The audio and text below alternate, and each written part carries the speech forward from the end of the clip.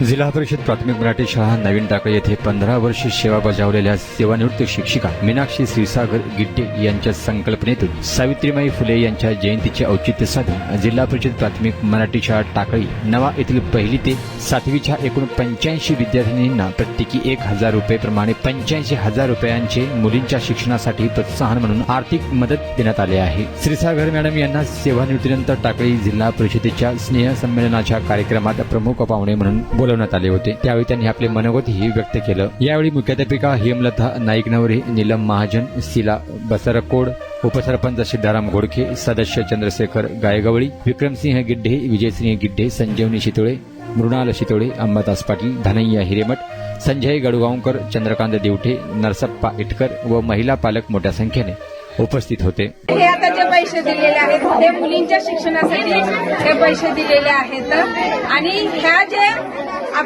मी जे ह्या गावामध्ये 15 वर्ष सेवा केली त्या मुलांच्यामुळे ती मुलं शाळेला आली म्हणून मी इथं 15 वर्ष काम केलं। ती जर मुलं दुसऱ्या शाळेकडे गेली असते तर मी काम करू शकले नसते। मी 4 दिवसात परत माझी बदली झाली असती।